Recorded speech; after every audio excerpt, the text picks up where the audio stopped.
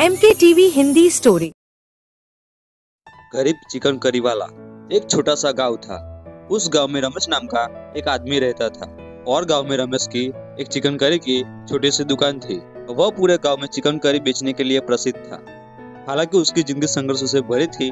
वह दिन रात मेहनत करता, लेकिन फिर भी उसकी कमाई बहुत कम थी। उसके पास एक छोटी सी दुकान थी जिसमें सिर्फ एक चूल्हा और कुछ बर्तन थे। रमेश का चिकन करी का स्वाद बहुत लाजवाब था। गांव वाले को रमेश की चिकन करी बहुत स्वादिष्ट लगती थी और लोग उसकी चिकन करी के लिए दूर दूर से आते थे।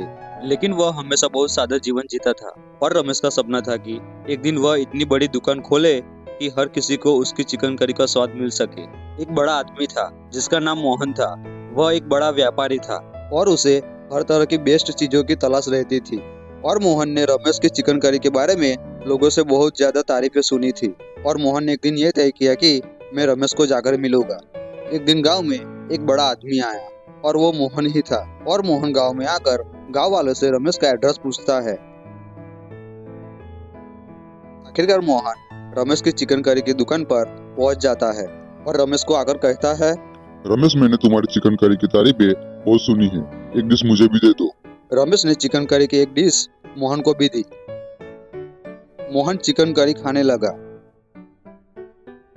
मोहन ने चिकन करी खाने के बाद चिकन करी की तारीफें करते हुए कहा, तुम्हारी चिकन करी बहुत स्वादिष्ट है।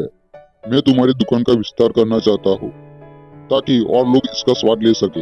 रमेश चौंक गया और बोला, पर मैं बहुत गरीब हूँ, मेरे पास इतने पैसे नहीं है कि मैं अपनी दुकान बढ़ा सकूं। रमेश की ये बात सुनकर मोहन बोला, पैसे का क्या है, मेहनत और सही दिशा में मार्गदर्शन से सब कुछ संभव है। मैं तुम्हारी मदद करूंगा। रमेश अपने घर गया और रमेश उस दिन बहुत खुश था।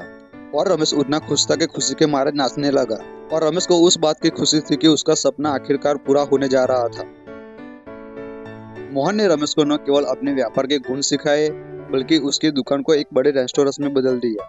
कुछ ही महीनों में रमेश का नाम हर जगह होने लगा। लोग दूर दूर से उसकी चिकन करी खाने आने लगे।